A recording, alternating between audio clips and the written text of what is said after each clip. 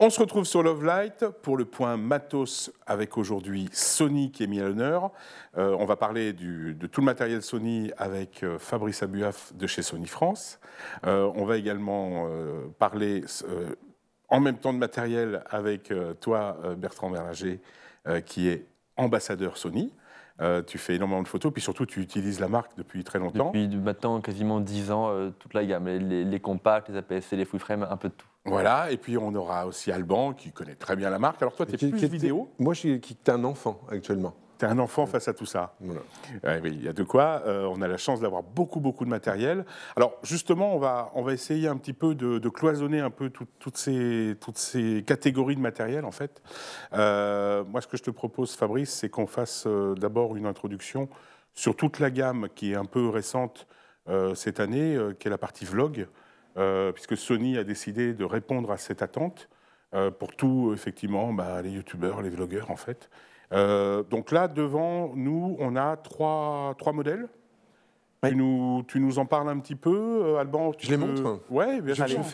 Tu fais comme dans la roue de la fortune, les points dans l'ordre. Alors, tu sais quoi Alors, on prend les toi, Fabrice. Je vais te les donner dans les mains. Voilà. Alors, ok. Juste sur la table là, on n'a pas pu tout amener.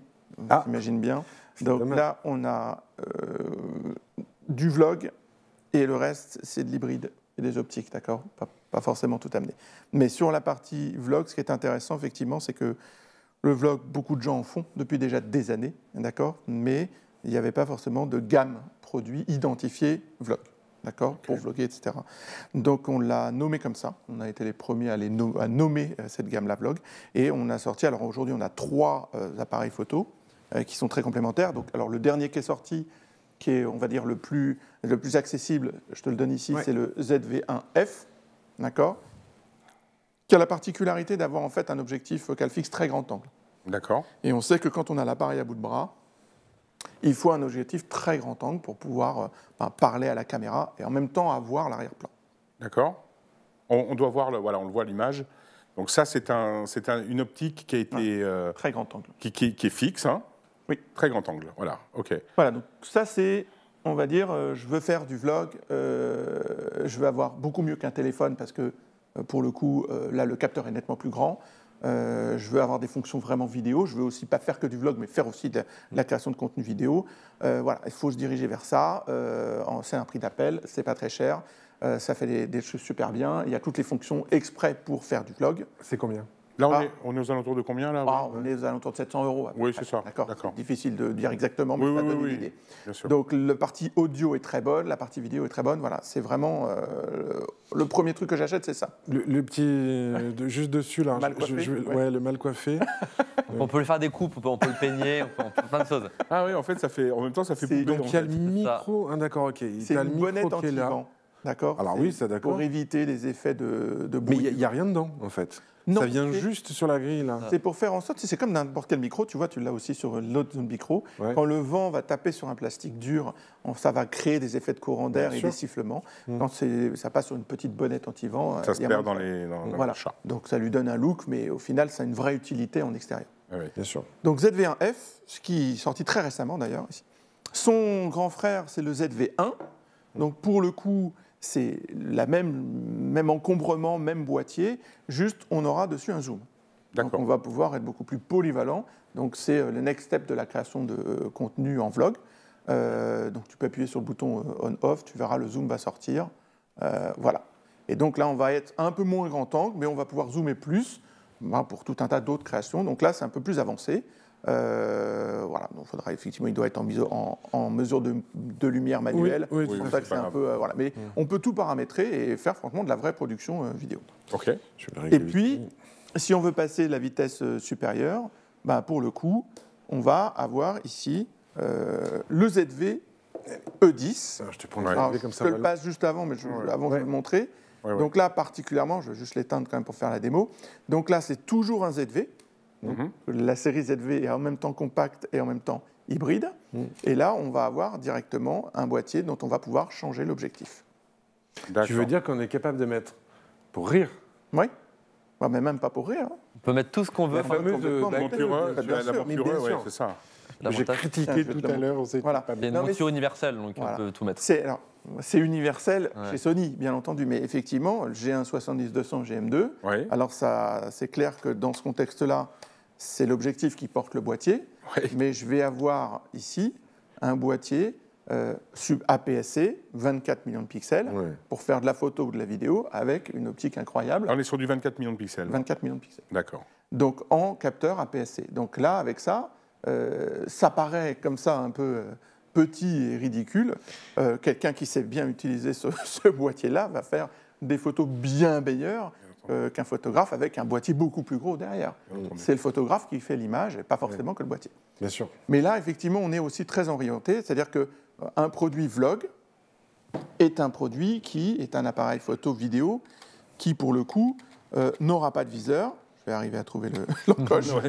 N'aura pas de flash, mais par contre a toutes les fonctions vidéo associées. Alors là, je n'ai pas amené beaucoup d'objectifs, mais on peut monter bien sûr, on a vu un 70-200, mais je peux monter un 10 mm, un 11 mm, un 15, un 10-20, pour avoir récupéré les angles que je veux. Avec en plus un logiciel qui tourne derrière, qui va être extrêmement réactif sur les effets de dynamique de lumière, enfin dynamique de couleur, mais de lumière surtout. D'exposition. D'exposition, on est dans un tunnel, on sort du tunnel, on n'a pas cet effet qu'on a l'habitude d'avoir, où il y a un petit peu de temps avant que ça se... Alors, on l'a quand même, j'imagine, mais pas... Disons que tout a été fait dans ce boîtier-là, dans cette série-là, pour offrir des fonctions pour la vidéo, pour le vlog.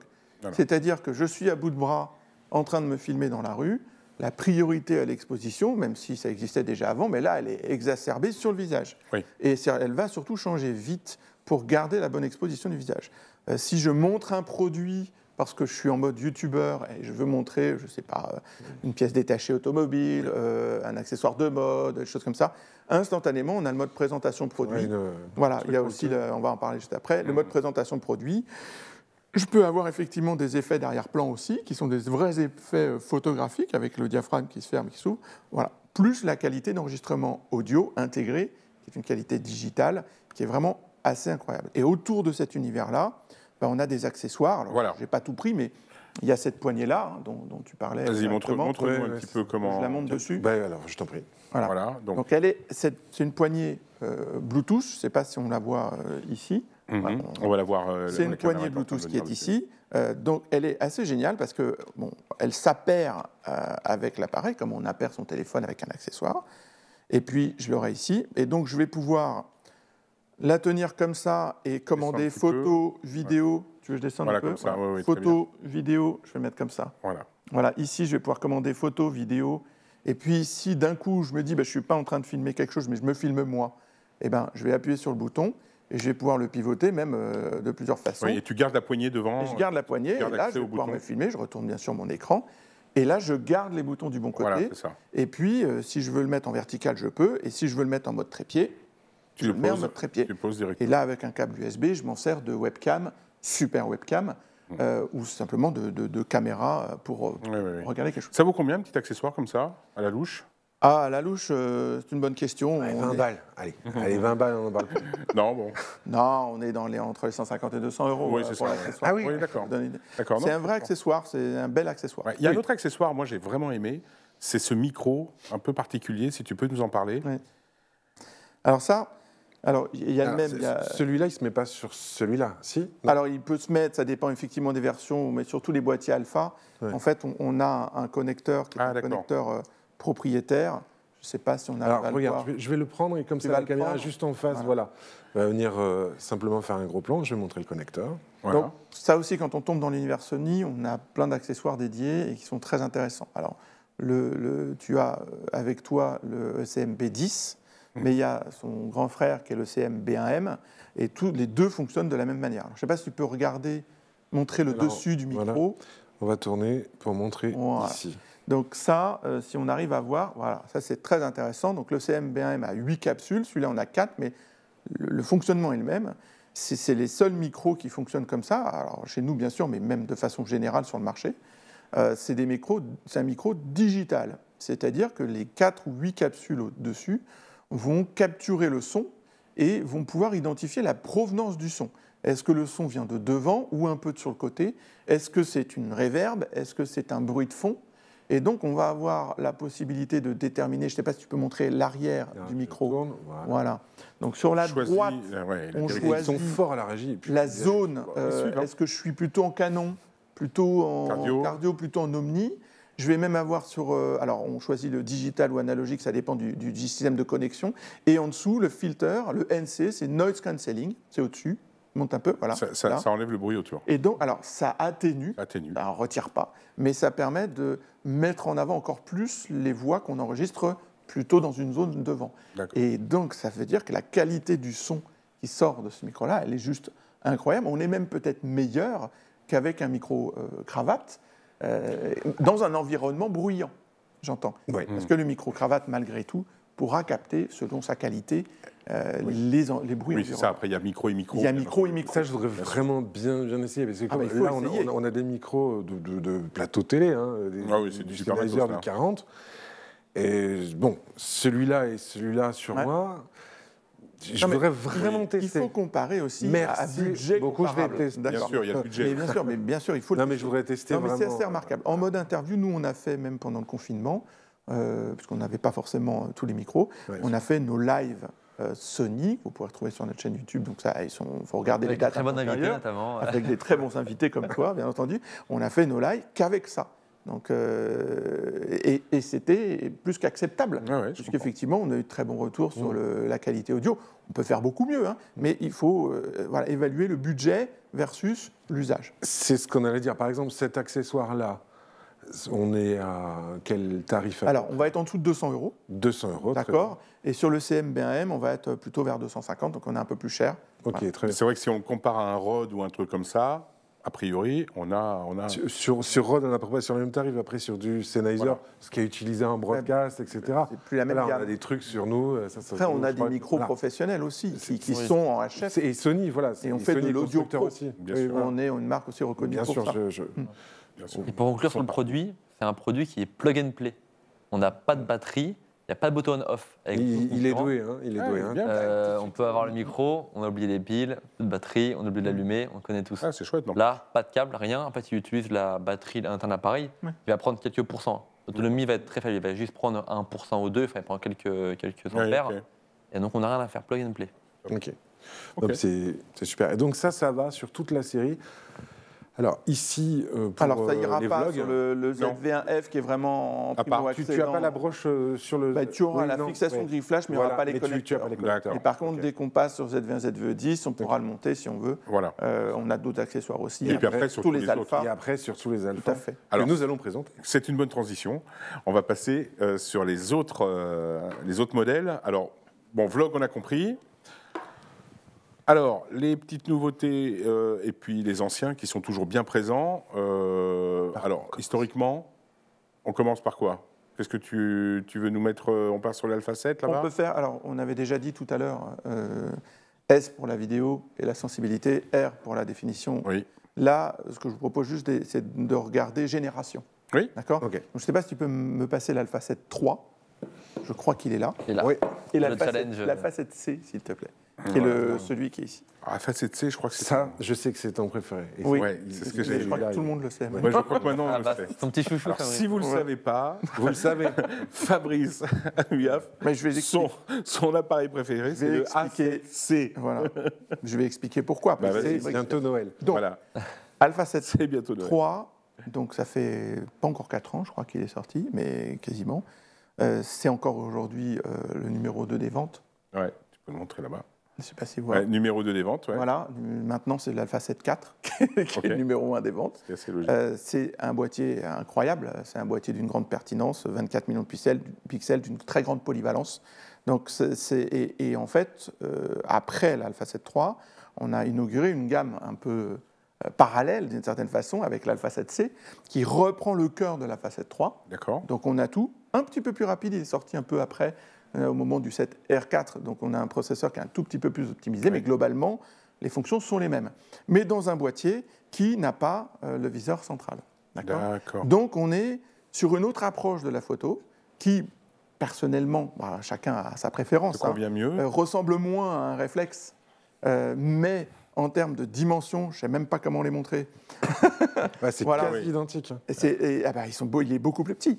Il est beaucoup plus petit. C'est-à-dire quand on prend la l'épaisseur, il est un peu moins épais. Il est un peu moins épais quand même. Avec l'objectif, c'est un peu difficile. Un peu le mariage entre un Alpha série 6000 et un qu'on n'a pas ici, mais effectivement, nous, toutes nos séries Super APS-C, on a effectivement un viseur latéral. Moi, ce que j'aime beaucoup, en fait, dans cette façon de prendre des photos, c'est ça. C'est-à-dire qu'en fait, j'adore... j'ai appris, alors je visais avant de l'œil gauche, mais j'ai appris à cadrer et viser de l'œil droit. Ça se fait assez vite, en fait. Au final, on s'habitue. Oui. Et en fait, ce que j'aime, c'est ça. C'est-à-dire que quand je suis comme ça, je partage mon visage avec les gens que je photographie. Je photographie beaucoup d'amis, beaucoup de familles. Et voilà. Et je trouve que même en voyage, quand on part au bout du monde, l'échange qu'on a avec des gens qu'on photographie quand on est comme ça, ou l'échange qu'on a quand on est comme ça, oui, d'accord, je file avec le même œil, ou comme ça, c'est pas pareil. Et voilà, donc c'est vraiment très personnel. Mais j'ai beaucoup de préférence pour effectivement cette gamme Alpha 7C. Donc, Alpha 7 III, Alpha 7C, même génération. APS-C. Plein format. Plein format, d'accord. Plein format, 24 millions de pixels. Et 24 millions. Okay. Et puis, donc là, on est vraiment dans l'ultra polyvalence. Et puis, on a sorti récemment l'Alpha 7 IV. Je ne sais pas si tu peux l'avoir, je pense que c'est pas celui-là. Ça, c'est le R, pardon. Voilà, c'est le R. En même temps, ils se ressemblent. Je ne sais pas comment tu fais pour les connaître par cœur. Ah, c'est le jeu de ces erreurs. De trucs. Alors, c'est impressionnant. Hein. On reconnaît au bout d'un... L'Alpha 7 IV. Donc, on inaugure plusieurs choses. Un boîtier un peu plus costaud, plus solide, d'accord, avec des boutons qui ont été mieux conçus. Oui. On a aussi changé le processeur. On a un processeur 8 fois plus puissant, c'est le Beyond XR. Quand on voit marqué Beyond XR, c'est pour nous un label important parce que c'est plus de puissance et surtout la nouvelle infrastructure des menus, architecture des menus. Donc ça, c'est vraiment très intéressant. Le viseur est mieux, l'écran est mieux, et l'écran, je ne sais pas si tu peux l'ouvrir, il s'ouvre sur le côté, l'écran à l'arrière. Alors oui, l'écran, je vous fais la démo parce que j'ai essayé tout à l'heure. Ouvre-le sur l'arrière. Là, il s'ouvre sur le côté. Sur le côté. Alors que l'Alpha 7 III s'ouvrait comme ça. D'accord. Donc effectivement, on a eu beaucoup de demandes d'utilisateurs qui voulaient, pas que pour la vidéo d'ailleurs, mais ouvrir sur le côté. D'ailleurs, cette demande, elle avait été écoutée déjà sur l'Alpha 7C, puisque l'Alpha 7C, l'écran aussi s'ouvre sur le côté. Je t'interromps 2 secondes, Fabrice. Pardon. Non, je t'en prie. C'était juste avant de passer là-dessus. Là, dans la gamme de prix, on a aux alentours de 2 000 €. Selon les promotions, selon les périodes. Sur les Alpha 7. Alpha 7 III, Alpha 7C, bon an, mal an. 2 000 €. Voilà, 2 000 €. Environ 2 000 €. Voilà, d'accord. Okay. Sur l'Alpha 7 IV, on est plutôt positionné à 2 800 € boîtier nu. On est sur un boîtier et un peu plus cher si on prend le kit. Bien sûr. Et là, tu montres très bien la nouvelle architecture menu. On voit les menus. Voilà. Les fameux menus. Les fameux. Disons que là, ça a été restructuré en termes de navigation, mieux rangé, mieux traduit. On peut plus perdre dans ce menu-là, c'est facile. Alors, pour découvrir et prendre en main, on va dire, 70-75% du boîtier, on retrouve ces petits très facilement. Donc, tous les utilisateurs Sony sont ravis. Et puis, pour ceux qui veulent passer sur Sony, n'ayez plus peur. C'est assez facile aujourd'hui. Vous aussi, tout le monde est... Et nous, pour la démo, on est ravis aussi. Est-ce que quelqu'un comme moi, qui est du Canon un petit peu, et j'ai un 7R4, je vais m'y retrouver plus facilement entre les deux types de menus. Parce que là, c'est vrai, quand on est habitué sur un truc, je ne sais pas ce que tu en penses, mais tu es habitué sur un truc, tu passes sur un autre, oh là là, mon Dieu, est-ce que là, tout le monde s'est un peu rapproché, les constructeurs se rapprochent un petit peu aussi, dans l'idée des couleurs, par exemple, chose qu'il n'y avait pas sur l'ancien menu. Non, ils ont chacun leur truc encore. Hein. Je ne pense pas que ça se rapproche, clairement, parce qu'il n'y a pas... une marque ne copie pas une autre. On crée son histoire. Donc je pense que c'est juste que l'approche des menus chez Sony a été beaucoup facilitée. Donc ça veut dire que la lisibilité, la facilité de la compréhension des lignes de menu, donc ça veut dire que je cherche quelque chose sur mon boîtier 1, je cherche quelque chose sur mon boîtier 2, ça sera différent, mais c'est beaucoup plus facile d'accès. Voilà. C'est vrai que pour avoir eu un A7R4 entre les mains, 60 et quelques millions de pixels, je crois, c'est ça ? 61 millions de pixels. Les menus, très sincèrement, c'était... Enfin, oui, mais c'est fini. C'est fini. Tout dépend de comment après son habitude, effectivement. Ouais, c'est ça. On parlait effectivement de différentes marques, donc chacun a des habitudes. Là, sur le boîtier, on n'en a pas parlé, mais quasiment tous les boutons, on peut les personnaliser. Ce qui fait que chaque utilisateur, chaque photographe a un boîtier qui est unique, qui correspond à son travail. Oui, bien sûr. Moi, il y a des fonctions, par exemple, moi, typiquement, le bouton ISO, il ne fait plus tous les ISO. Ah, d'accord. Moi, c'est la molette verticale règle à la des ISO. Et quasiment aucun de mes boutons n'a la fonction d'origine. Pareil, le menu fonction, on peut le personnaliser. Même dans les menus, vous avez un menu favori. Vous pouvez mettre les fonctions que vous voulez. En raccourci. Donc, en fait, le boîtier, vous pouvez le faire à votre il est image. personnalisable. Entièrement, tous les boutons avec plein de fonctions. Donc, c'est des menus qui sont très complets. Et quand on prend le temps, il faut prendre le temps d'aller dans les menus, un peu tripatouiller les menus. Non, mais je pense que c'était important de parler un peu des menus parce que tout le monde attendait ça. Donc, Oui, disons que ce qui s'est passé, c'est que les anciens menus, qui sont quand même des menus utilisés par énormément de personnes,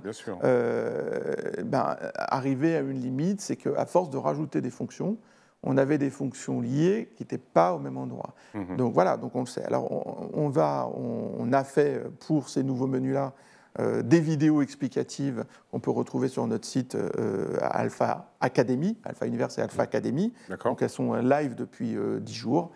Donc c'est très intéressant. Vous regardez. On mettra le lien. Voilà, donc on peut avoir tous les menus. Alors on va le faire aussi pour les anciens menus, on l'a fait pour les nouveaux. On va travailler ça, donc on espère pouvoir le faire assez vite parce qu'on ne va absolument pas abandonner tous les utilisateurs d'anciens menus. Et qui dit nouveau menu, il y a aujourd'hui un parc installé qui est important.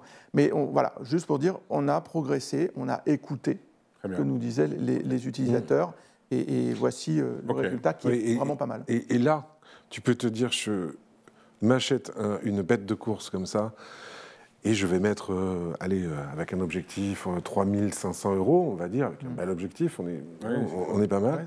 Je l'achète à plusieurs, entre potes, par exemple, et j'ai 6 menus personnalisables derrière. Voilà, donc chacun a son menu. Ça veut dire que tu t'en fais un, je m'en fais un, tu t'en fais un, et etc. Ça va même plus loin que ça. On peut même avoir notamment des menus séparés photo et vidéo. Par exemple, s'il y a un photographe, un vidéaste, le vidéaste peut avoir un menu à lui, un photo différent, et même, notamment, on peut prendre une carte mémoire, enregistrer les menus dans la carte mémoire. Et après, je recharge. Oui, recharger les menus dans l'appareil. Donc c'est très complet. Alors, quand même, il y a maintenant, les marques font un peu ça aussi. Oui, et Sony le faisait sur les FS5 ou autre qu'on voit en arrière-plan là-bas. Oui, il y avait déjà ça et on se passait tous des cartes. Je charge mon... Quand tu restais sur la même marque, voilà. Ouais, c'est ça. Mais bon, non, mais il n'y a rien de totalement révolutionnaire. L'idée, c'est de le faire bien. En fait. Mais voilà. J'aimerais bien montrer une molette dessus. Je ne sais pas si à quel endroit on voit l'appareil dans mes mains. Est-ce que c'est... Alors, il faut que tu te retournes en fait. Je voudrais qu'on arrive à voir cette molette-là. Alors, je vais le prendre et je vais la montrer. C'est toi qui vas. Voilà. Le mieux derrière, oui. Voilà. Le temps. Voilà, ils vont dessus. Ils vont dessus. Pendant ce temps-là, je vais chanter une chanson. Bon. Voilà. Bon, ok.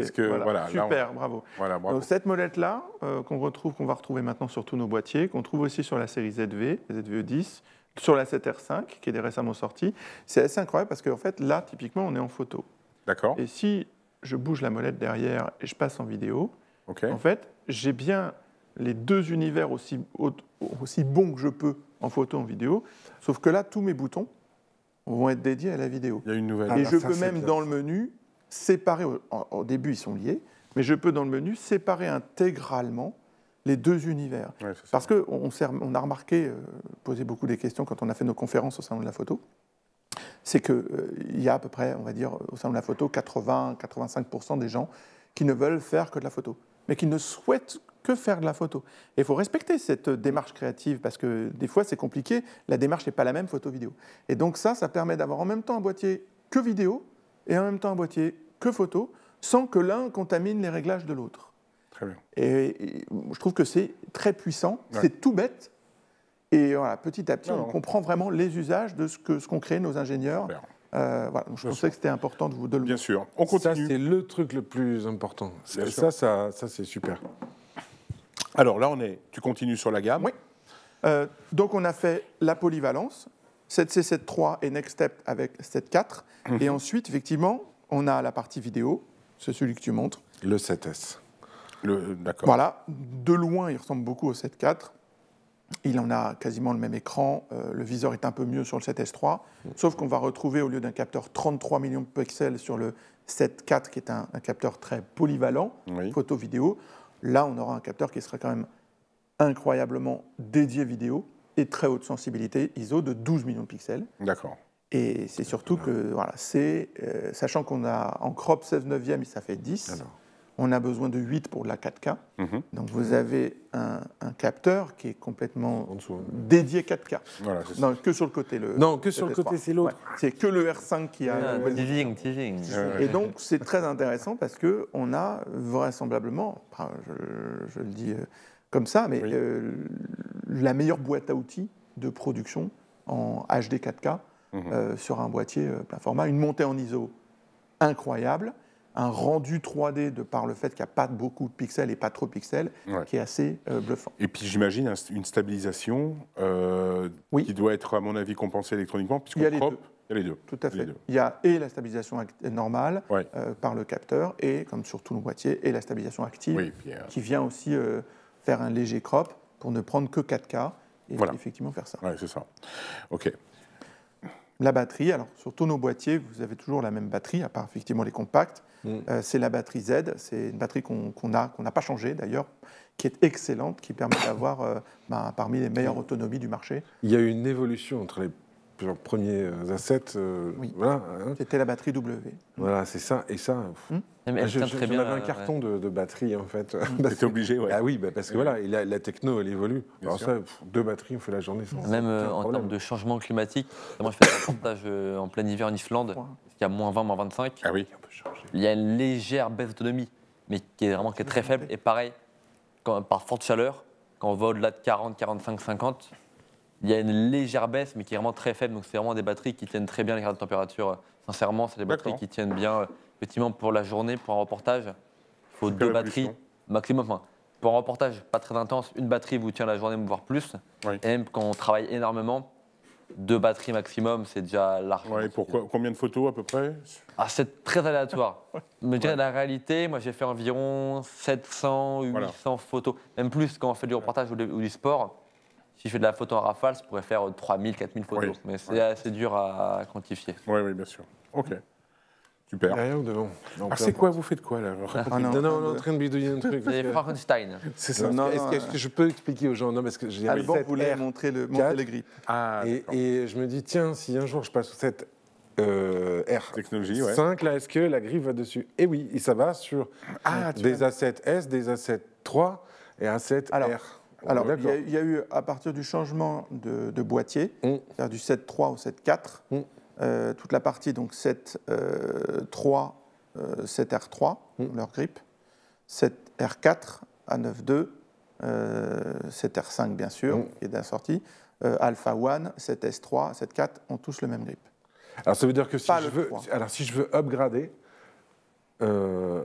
d'accord, je suis à la maison, je regarde l'émission, je regarde Blabla, j'ai un 7S, donc l'ancien 7S, et je me suis acheté ma grippe en dessous, pas de problème? Alors non, justement. Faut que je change. Et le 7S que tu as, c'est un 7S2. Alors lui, il est de la génération 2. Donc tu as eu un grip pour 7 Mark II, 7R2, 7S2. Un grip pour eux. Très bien. Tu as eu un nouveau grip pour la partie 7.3, 7R3. Il se trouve qu'il n'y avait pas eu de 7S dans cette génération-là. On a sauté. Et maintenant, quand tu passes à 7.4, 7R4, 7S3, parce qu'on a sauté une génération, là, tu partages le même grip, un autre grip encore. Parfait. Cette émission va faire 2 heures. Oui, c'est ça. Je le rappelle. Il y en a tout compris. C'est pas très évident, je suis d'accord. Parce que je vais accélérer un peu le mot, mais pour passer de moi, ça c'est le 1, mais pour passer de mon R4 au R5, ça y est, le dernier bébé. Le tout nouveau. Ça, c'est mon préféré. C'est normal. Je le garde. C'est la polyvalence pure. Je vais te montrer. Donc là, 7R5. Donc le 7R4 était le dernier un peu de notre gamme. On n'a pas parlé de l'Alpha One, on en dira juste un petit mot tout à l'heure. Mais le 7R4 ne bénéficiait pas encore du nouveau processeur Xar et de la nouvelle architecture menu. Donc on a rectifié ça. Il bénéficiait d'une nouvelle ergonomie du boîtier, mais pas des nouveaux menus. Donc on l'a fait avec le 7R5, où on a bien sûr encore rajouté plein de choses. Donc l'écran 4D que tu nous as dit aimer autant. Je fais la démo. Je ne sais pas si on arrive à le voir derrière. Pour mes petits camarades, on va. Tiens, lève un peu le petit peu. Voilà. Ils vont arriver gentiment. Je vois les lentilles. Vas-y, ouvre-le sur le côté. Et là, je vais ouvrir comme ça. Voilà. Alors voilà, c'est ça le système, 4D. Là, en dessous, ici. Encore une fois, c'est pas une innovation.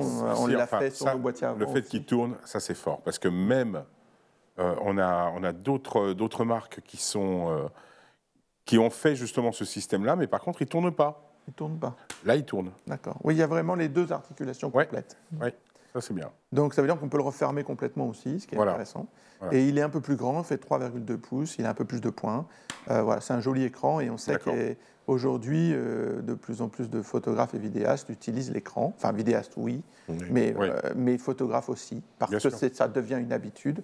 Donc l'écran est très très important. Après, pour nous, c'est toujours compliqué d'agrandir énormément l'écran, parce que comme on a une monture qui est très ajustée, on fait des boîtiers le plus compact possible pour pouvoir avoir ce rapport poids-puissance et puis ce côté un peu nomade où on va pouvoir prendre le boîtier, utiliser toute sa puissance, mais n'importe où parce qu'il est petit. Et tu parles des photographes parce qu'on est sur la série R en plus, donc on a la résolution. Bertrand, par exemple, toi, quand tu fais un petit peu de photos sur des angles un peu différents, tu te sers de l'écran ? Oui, tout à fait. Une autre technique. Alors, effectivement, l'écran, c'est un vaste sujet. Moi, je travaille avec un appareil qui a le système d'écran horizontal, donc qui est plus fait pour la photo. Effectivement, là, sur le R5, c'est le meilleur des deux mondes. C'est qu'on a un produit qui correspond à la fois aux photographes et aux vidéastes. Et moi, j'ai pu utiliser le R5 un peu avant sa sortie. J'ai pu être sur la campagne de lancement du produit, donc j'ai pu utiliser le boîtier un peu avant première. Et le produit, je trouve que c'est un compromis entre le meilleur des deux mondes. C'est à la fois bon pour la photo, donc d'architecture, de paysage, de mode. On peut faire de la production vidéo 4K et 8K. L'autofocus est très rapide, donc même ça ouvre les portes du sport avec l'autofocus assisté par l'IA, la fameuse IA dont tout le monde parle. Moi, je trouve que j'avais un peu peur au début. Je me dis, oula, intelligence artificielle, est-ce qu'il va pas prendre un peu le contrôle comme nos téléphones, finalement, dans le téléphone. Il fait des réglages un peu pour nous, contre notre volonté. Et là, pas du tout. Là, l'IA est au service du photographe. Donc, on a vraiment un appareil qui est boosté par l'IA. Mais pour notre bien, c'est-à-dire qu'on a un autofocus qui est plus intelligent, qui fait des meilleurs choix, qui va traquer le visage, les yeux pour les humains, les animaux, tout. Donc c'est un produit. Les algos derrière sont top. Bien sûr. Et alors, même système de bague comme sur l'Alpha 7 qu'on a montré tout à l'heure. Ici, c'est le même système de bague. Honnêtement, je veux faire de la photo, mais j'adore la vidéo. Ou je préfère la vidéo, mais je veux faire des photos. Je fais quoi? Je me dis non, je me fais plaisir parce que là j'ai plein de pixels et là j'en ai moins. Ou je me dis bah non, je suis raisonnable. Allez, celui-là, je vais payer un petit peu moins cher. On est aux alentours de 2800 € le boîtier nu. Voilà. Sur le 7.4, Avec une petite offre, on a trouvé un truc sympa. On discutera tout de suite. On en discutera. OK. Et ici, sur le 7R, je vais poser la question à Alex, parce qu'il le sait, on a combien sur le 7R en millions de pixels? Non, en prix, en millions de sous. On est un petit peu plus cher là, on est d'accord. On a 4005, 4005. Par contre, j'en profite justement pour vous parler d'une offre de Camaranis. Vous savez, Camaranis est notre partenaire sur l'émission. Camaranis offre pour tout appareil photo Sony acheté la batterie offerte, une deuxième batterie offerte, avec en plus les frais de livraison qui sont gratuits. Pour ça, il faut aller sur le site de camara.fr. Vous vous affiliez au magasin de Nice. Attention, ça marche que pour la partie de Nice. Vous précisez que c'est Nice. Vous tapez le code promo qui est en train de s'afficher juste en dessous et vous bénéficierez automatiquement des frais de port offerts et d'une deuxième batterie justement pour toute la gamme Sony. Voilà, c'était une très bonne transition, cher Alban. Je vais te donner ton numéro de téléphone si vous n'avez pas compris, c'est le 06 27. J'arrête. Voilà, c'est une petite. On parlait de petites promos, il y en a. OK. On finit vite avec le dernier. Je peux juste répondre à ta question quand même, parce qu'elle était intéressante. Bien sûr. Sur l'écran. Oui, on n'a pas répondu. Alors vas-y. Oui. Il y a quand même une problématique entre ce que tu viens de dire, qui est des fois assez insoluble. C'est-à-dire, tu veux avoir la meilleure qualité en vidéo, la meilleure sensibilité et en même temps la meilleure définition pour pouvoir répondre à la demande peut-être de tes clients. Donc là, c'est pour ça qu'on a créé ces gammes S, polyvalentes et R. C'est parce qu'aujourd'hui, on n'a quand même pas réussi à faire, personne n'y arrive pour l'instant, d'avoir plein de photosites, plein de pixels et en même temps une énorme sensibilité ISO. Alors même si aujourd'hui la montée en ISO de la 7R5 est assez exceptionnelle, malgré tout, si tu prends un 7S3 ou une FX3 en version caméra, tu n'auras pas du tout la même chose. Donc c'est clair qu'il y a toujours la mesure de quel est le plus important pour moi, sensibilité, photo, vidéo, et le choix de l'appareil en conséquence. Et en fonction des métiers, peut-être il en faudra deux. On sait très bien. Voilà. Mais voilà, c'est toujours un compromis. c'est très important, c'est un compromis. Ok, ça veut dire que voilà, moi c'est plus photo, donc je prends le S. On est d'accord? Non, le R. Non, tu as dit plus vidéo, tu vois. Moi c'est plus vidéo. Oui, ça. plus vidéo. Si je viens de recommande on va pas la refaire parce que sinon c'est trop compliqué. Je suis plus vidéo, donc je prends le Tu prends S. le S. Ok. Toi c'est cadeau parce que Voilà, c'est plus moi, photo. je suis plus photo. Moi. Et maintenant, Voilà. entre ces deux C'est les petit, boîtiers Alors, vidéo, où je me dis bon moi j'y vais un peu plus sur la vidéo. T'as pas le S, t'as le 7.4, mais c'est pas J'ai grave. le ils se 7.4. ressemblent Oui, beaucoup. pardon. Oui, parce qu'on a mis le truc. Alors est-ce que Bon, après, il se trouve qu'il y a la perdu. poignée dessus, en général, on l'utilise peu, Voilà, la c'est poignée ça. en vidéo. Donc, tu Alors- fais quoi? Parce que ça prend des photos aussi. La caméra que tu as là, c'est une FX30, mais admettons qu'on parle de FX3, qui est effectivement le pendant du 7S3. Alpha 7S3 et FX3, c'est la même chose à l'intérieur, juste, effectivement, c'est toute l'ergonomie extérieure qui a changé. On est, comme tu le vois, dans une ergonomie caméra. Je ne sais pas si tu peux l'attraper Oui, oui. par la poignée au-dessus. Tout à fait. Donc, Il y a un ventilateur. Voilà. Il y a plein de- il y a un Tu vas ventilateur. montrer le ventilateur, on va faire un gros On plan. va pas parler des de ce slots de carte côté-là. mémoire et tout ça, mais globalement, à lève un peu. l'intérieur, c'est un Alpha 7S3. D'accord. Donc il y a aussi un obturateur mécanique, même si ça sera marqué nulle part.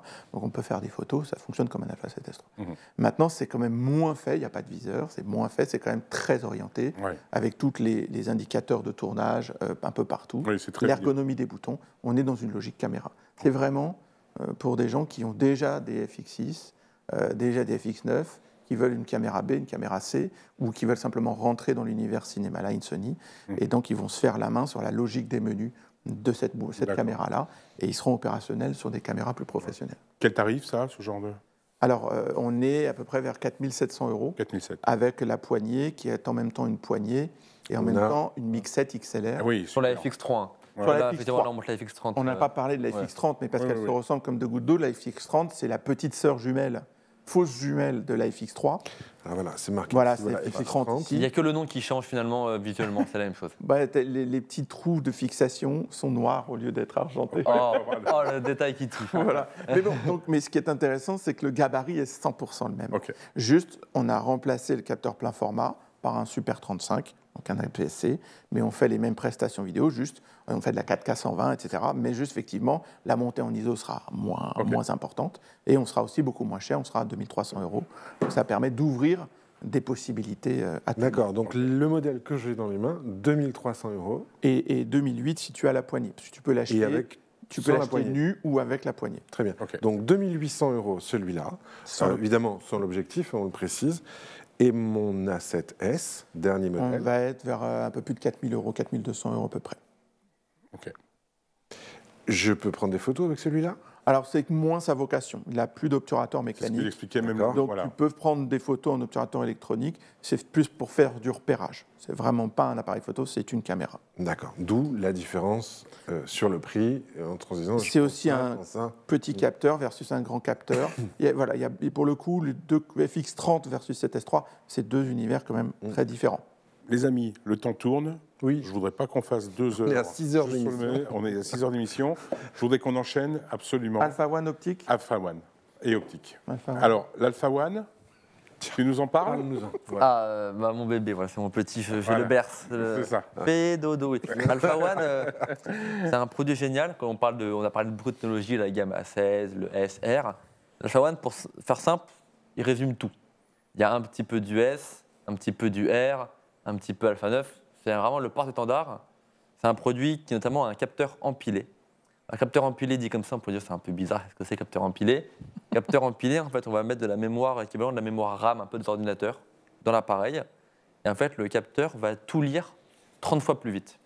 Donc l'autofocus va être rafraîchi 30 fois plus rapidement. La photo va être écrite 30 fois plus vite. Ça veut dire qu'en photo, en obturateur électronique, on n'a plus de rolling shutter. Mhm. Moi, dans mon travail, j'ai beaucoup à la fois de photos d'action, à la fois sur des sujets urbains ou dans le monde du sport. Donc, on a plus de rolling shutter. Rolling shutter, typiquement, quand on prend une photo d'un golfeur, par exemple, ou d'un tennisman, comme le mouvement est très rapide, la batte ou le club de golf va être déformé. Bien sûr. On le voit aussi beaucoup en vidéo. Alors, on aura un peu de rolling shutter en vidéo, mais beaucoup moins qu'une caméra classique. Donc, on a plus de déformation, ce qui fait que moi, avant, je travaillais donc, avec un R3, je travaillais comme obturateur mécanique, et j'avais beaucoup de rolling shutter, enfin beaucoup, tout est relatif, pour vraiment de l'action très importante. Oui. Là, je travaille comme obturateur électronique, pour tout. Et c'est un produit donc, qui a 50 mégapixels. C'est top, 30 images secondes. Donc dites-vous, après, il faut aussi des bonnes cartes mémoire pour pouvoir enchaîner 30 images secondes à 50 Oui, on a 1700, enfin 1400 de transfert en lecture, peut-être même un petit peu moins, on remarque. Mais c'est génial que c'est un produit, moi je fais tout, je fais à la fois de l'architecture, du reportage, de la vidéo, on peut filmer en 8K, 4K 120, du sport, on peut tout faire avec. Le Alpha One, c'est vraiment le porte-étendard, c'est un produit vraiment pro, qui est pensé par les pros, et qui a un outil de travail, c'est voilà. C'est un très haut de gamme. Fabrice, on est sur quel tarif là-dessus? On est aux alentours de 7 000 €. 7 000 €. C'est vraiment aujourd'hui pour nous le produit, comme l'appareil qui, comme disait Bertrand, regroupe vraiment en même temps les R sur la partie définition, en même temps les Alpha 9 qui sont des capteurs empilés, c'est-à-dire des capteurs beaucoup plus rapides, qui permettent en fait d'extraire les problématiques mécaniques. En hybride, on a déjà viré le miroir. Là, on peut quasiment, pas tout le temps, mais à 95%, ne plus utiliser l'obturateur mécanique. Des fois, on en a quand même besoin en intérieur quand les lumières sont très complexes. Et on a l'obturateur mécanique, donc c'est un atout pour pouvoir à un moment donné ne pas avoir des effets de banding. Parce que les interférences de fréquence avec les LED, c'est toujours un enfer. C'est parce que il y a beaucoup de variétés. Et c'est effectivement celui qui réunit ce qu'on sait faire de mieux. Point de vue et le suivi autofocus, parce qu'effectivement, tous nos boîtiers, et c'est l'expertise de Sony depuis des années sur la mise au point, la reconnaissance du visage, de savoir où sont les yeux, parce qu'en fait, on ne reconnaît pas l'œil pour l'œil, mais on sait où sont les yeux parce qu'on reconnaît, on fait un modeling 3D du visage. Et avec la 7R5, on va même encore plus loin, parce que la 7R5 a une puce que personne n'a aujourd'hui, même pas l'Alpha One. Donc l'Alpha One sera plus fort en tracking, mais la 7R5 va pouvoir détecter des choses que personne ne détecte. Oui, c'est-à-dire qu'on libère la tâche du microprocesseur de l'appareil parce qu'en fait, on a une puce dédiée sur le calcul. Tout à fait. Directement. Et la reconnaissance. En fait, c'est la détection. Et voilà. Donc, c'est l'avenir de toute notre gamme. Hein. Donc, on sait ce qui va se passer plus tard. C'est qu'on va implémenter cette puce partout parce que l'IA sert à ça, à faciliter la vie. Toujours le photographe et le vidéaste le patron, mais l'IA sert à faciliter la vie. Pour vraiment être focus sur la prise de vue, avoir moins de contraintes, moins penser au réglage, l'appareil nous aide à être plus rapide et vraiment être dans l'instant et vraiment penser composition et le côté artistique. Ce que je dis juste souvent, c'est que jusqu'à aujourd'hui, on était des fois surpris d'avoir des images nettes. Demain, on sera surpris d'avoir des images floues. Ça deviendra bizarre de dire tiens, celle-là, elle n'est pas bonne. En fait, on participe au quotidien avec les hybrides depuis déjà pas mal d'années à faire en sorte de faire exploser le taux d'image réussie. Et ça, pour un professionnel, ça parle. Alors, le vintage reviendra.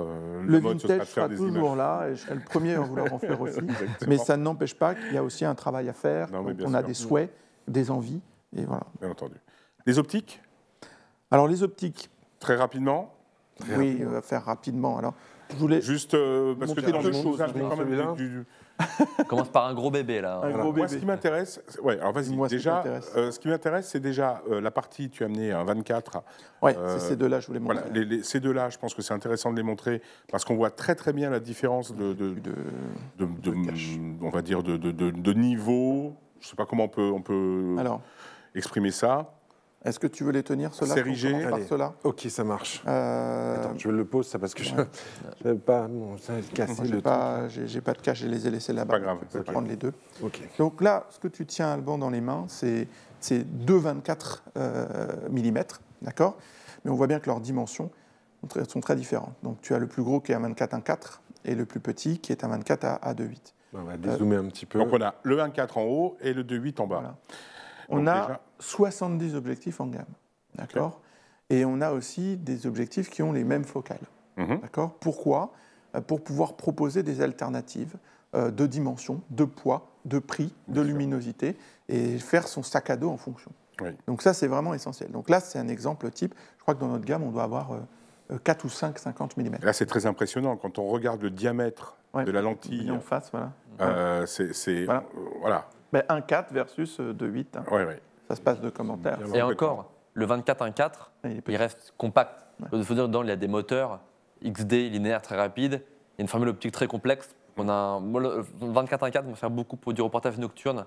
Quand je ne veux pas avoir de flash, ouvrir une lumière naturelle à 1.4, et donc le piqué est très bon. Donc malgré toutes les lentilles, C'est une optique quand même compacte et légère. Sans parler du bokeh derrière, ça doit être pas mal. Ouais. Donc ça, c'est intéressant. Et typiquement, par exemple, si je reprends l'Alpha 7C, oui, et ben, typiquement, je vais prendre le petit, je vais prendre le 24-2.8. Donc là, on va pouvoir avoir un form factor extrêmement compact. Oui, voilà. On le met dans la... Donc il y a pour tous les usages. Et ça, on monte ça sur un Alpha 7 IV, c'est remarquable parce que l'objectif est quasiment invisible. Donc c'est vraiment un style de prise de vue. D'accord. Donc ça, c'est important. On varie les possibilités en fonction de ce que souhaitent les photographes. Ensuite, effectivement, il y a les deux 24-70 2.8, un peu l'incontournable du Pro, et le 70-200 2.8 en G-Master. Donc c'est les versions 2. Ce qui est intéressant, c'est qu'entre la version 1 et la version 2, Sony a, je crois, 2 générations de moteurs autofocus. Oui, alors ce que je sais, c'est qu'avant, il y avait cet aspect mécanique sur les moteurs. Aujourd'hui, on est sur du magnétique, ce qui permet de gagner un temps fou et surtout, on évite les forces de friction et tout l'aspect mécanique. Le bruit. Et le bruit. Il y a plus de bruit. Voilà, et la rapidité. Fabrice, tu peux nous donner comment ça se positionne entre le G et G Master? C'est quoi la différence fondamentale, que ce soit au niveau de la construction ou des lentilles? Je ne sais pas. Alors, il y a un traitement particulier sur le G Master. Sur un certain, il y a toujours des lentilles un peu spéciales. Souvent, les lentilles asphériques extrêmes sont sur du G Master. C'est des lentilles qui ont un traitement vraiment encore plus poussé en termes de traitement de surface pour avoir ce qu'on appelle nettoyer le bokeh, c'est-à-dire le flou d'arrière-plan. Au lieu d'avoir effectivement des petites franges d'interférence, on va complètement le lisser. Donc c'est des optiques de puristes et de gens très exigeants. Oui, puisque la lumière, en fait, quand il y a la réfraction du rayon, en fait, cette lumière, elle n'est pas canalisée et du coup, elle part un peu n'importe où. C'est ce qui fait justement cette problématique que l'on voit sur certaines optiques. Tu m'arrêtes si je dis une bêtise, mais je crois que c'est ça, tout le monde se bat pour éviter d'avoir ces aspérités. Il y a plein de problématiques, effectivement, de déformation, de dispersion, etc. Mais effectivement, là, pour le coup, l'histoire des lentilles asphériques extrêmes, on va avoir, en fait, les longueurs d'onde de la lumière du visible vont interférer avec la granularité, la granulosité, excuse-moi, de l'état de surface de la lentille. Puisqu'on va la polir, mais malgré tout, ça sera comme ça. Donc là, on polie encore mieux. Elles sont polies plus longtemps, en fait. Et surtout plus finement. Plus finement. Donc, en fait, on va nettoyer. Donc, ça veut dire qu'il n'y aura plus d'interférence. Et donc, on va avoir un arrière-plan. Là où on verra des franges d'interférence, c'est-à-dire dans les effets de flou, les ronds de flou, eh ben, on n'aura plus ces phénomènes-là. Donc, et puis, ça participe au piqué général. Je vois un truc tout bête. Enfin, je pose la question peut-être un peu... sotte, un peu bête. Vas-y. J'ai un G dans un petit rond rouge, j'ai un G dans un petit rond noir. Master, pas master? Alors, le G rouge, c'est G master. Ok. D'accord. Donc, ça sera toutes les optiques à 2.8. C'est ça. Ça sera les focales fixes dont les luminosités sont les plus grandes. Donc, alors, j'ai pas le 51.2 là, mais parce que je l'avais pas avec moi, mais j'ai 85.1.4, 135 f1.8, 24.1.4. Il a un G rouge. Ici. Voilà, donc c'est toutes les optiques les plus lumineuses. Très bien. Ensuite, on fait la question parce que si je me retrouve chez Camara où j'ai une batterie Camara Nice, gratuite pour tout achat d'un appareil Sony, je sais devant quoi je me trouve. Je l'ai bien refait le placement. C'est le placement produit très bien, bravo. Donc, ce qu'on va avoir typiquement, c'est entre G et G Master, on aura souvent des plages focales similaires. D'accord. C'est-à-dire le 12-24, tu utilises beaucoup en G Master, le 2.8. Et 2.8, il y a le 12-24 F4G. D'accord. Le 24-70 G Master, on aura le 24-105 en G, et on aura même un 24-70 en Zeiss F4. Voilà. Le 70-200 2.8 G Master aura son pendant en 70-200 4 en version à chaque G. fois, oui. Voilà. Donc, ce sont des alternatives moins lumineuses, un peu moins lourdes, un peu moins chères, avec une qualité optique toujours aussi bonne, effectivement, priorité au G Master. Mais voilà un peu comment se structure notre gamme. Et puis, le 24-1.4 G Master et le 24 de 8G. Donc, ce sont des optiques très haut de gamme, mais dans des ouvertures différentes, pour des usages différents, dans des capacités différentes et à des prix aussi différents. Et justement, les prix c'est un peu compliqué. Est-ce que le prix de celui-là c'est un facteur 2 entre le 24 F2.8 et le 24 F1.4, c'est à peu près un facteur 2. D'accord. Mais pour les gens qui veulent, parce que j'étais assez étonné du tarif, de celui-là, qui n'est pas un G Master, évidemment, parce qu'il n'est pas assez gros. Hein. Et on est quoi, 5.6.6.3, c'est ça? On est à... un 200-600 F5.6. Voilà, 200-600, ouverture 5.6. 200-600. Oui, sur à peu près 10 On est à 2000 euros à peu près. Ouais. OK. Et juste une dernière chose, quand même, c'est important, parce que voilà, si je prends l'exemple du 70-200 de 8G Master 2, peut-être tu veux le prendre, par rapport à son prédécesseur, les ingénieurs ont choisi de le faire de la même taille, et change la bague de zoom.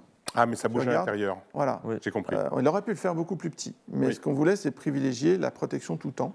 Voilà. Et donc, s'il n'y a pas de changement de volume d'air, ça limite la rentrée des poussières, de l'humidité. Bien sûr. Et derrière, il est 30% plus léger que son prédécesseur. Ouais, c'est vrai qu'il est... Comment on fait ça? C'est fou, en fait. Sur ce type de produit, même tout univers, toute marque, c'est le plus léger actuellement. Voilà. Oui. Et comment on arrive à faire ça?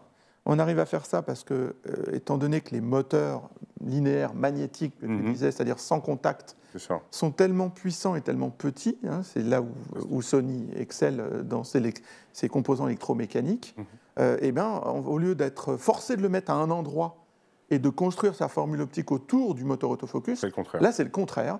On se dit, je peux en mettre 2, je peux en mettre 4, ils sont petits, je les mets où je veux, donc je vais concevoir une formule optique différente, qui n'a pas existé, fait vraiment pour cette nouvelle génération de moteurs, et je vais mettre 2, 4, 6 moteurs s'il faut, et je vais gagner en poids, et je vais gagner en performance optique, et aussi en autofocus. Bon, je crois qu'on a bien vu. Là, je crois qu'on a vraiment fait le tour. C'est un bon point matos, ça. Tout le point matos. On a duré un petit peu, mais je pense que c'était nécessaire. Là, vous avez vraiment eu un tour d'horizon complet. Fabrice, vraiment merci pour d'abord le matériel que tu nous as amené. Et puis en plus, je pense que maintenant, ceux qui hésitaient pour savoir quel modèle Sony ils voulaient prendre, à mon avis, là, je pense qu'ils ont la réponse. On a fait le tour du point matos. Un grand merci à tous les trois.